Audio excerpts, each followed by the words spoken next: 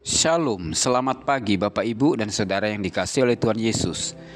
Renungan kita pagi hari ini diambil dari kitab 2 Korintus pasal 1 ayat 1 sampai 24 dengan tema Yesus Kristus sumber penghiburan. Terpujilah Allah Bapa Tuhan kita Yesus Kristus, Bapa yang penuh belas kasihan dan sumber segala penghiburan, yang menghibur kami dalam segala penderitaan kami, sehingga kami sanggup menghibur mereka yang berada dalam bermacam-macam penderitaan dengan penghiburan yang kami terima sendiri dari Allah. Sebab sama seperti kami mendapat bagian berlimpah-limpah dalam kesengsaraan Kristus, demikian pula oleh Kristus kami menerima penghiburan berlimpah-limpah. 2 Korintus 1 ayat 3-5. Surat Rasul Paulus yang kedua kepada jemaat di Korintus dimulai dari perkenalan Paulus dan Timotius yang dipanggil menjadi pelayan Tuhan oleh kehendak Allah. Paulus menyebut jemaat Korintus dan seluruh daerah Akaya adalah jemaat kudus yang dikuduskan oleh Tuhan Yesus Kristus. Dalam suratnya di ayat 2, Paulus memberikan berkat kasih karunia dan berkat damai sejahtera dari Allah Bapa dan dari Tuhan Yesus Kristus, berkat penyertaan Tuhan yang selalu menyertai jemaatnya. Menjadi orang Kristen pada zaman Rasul Paulus tidaklah mudah. Jemaat dan para pelayan Tuhan mengalami penganiayaan, persekusi, dan cemooh dari mereka yang menolak berita Injil. Kesulitan-kesulitan ekonomi juga dialami oleh para pelayan Tuhan dan jemaat Tuhan.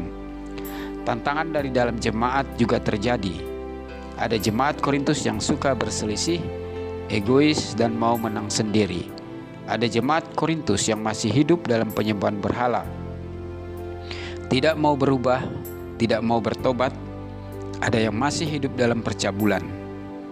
Bagi Rasul Paulus, dosa-dosa dalam jemaat selalu membuatnya bersedih dan berduka. Ia berharap ada perubahan dan pemulihan. Penganiayaan yang dialami Paulus juga menambah penderitaannya. Di tengah-tengah penderitaan itulah Paulus memuji Tuhan Yesus, Bapa yang penuh belas kasihan dan Allah sumber penghiburan. Tuhan Yesus memberikan penghiburan kepadanya dalam segala penderitaan yang dialaminya.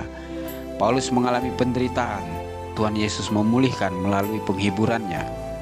Paulus menjadi berkat juga untuk memberikan penghiburan bagi mereka yang mengalami berbagai penderitaan. 2 Korintus 1 ayat 3-4. Paulus mengucap syukur boleh menderita dalam pelayanannya.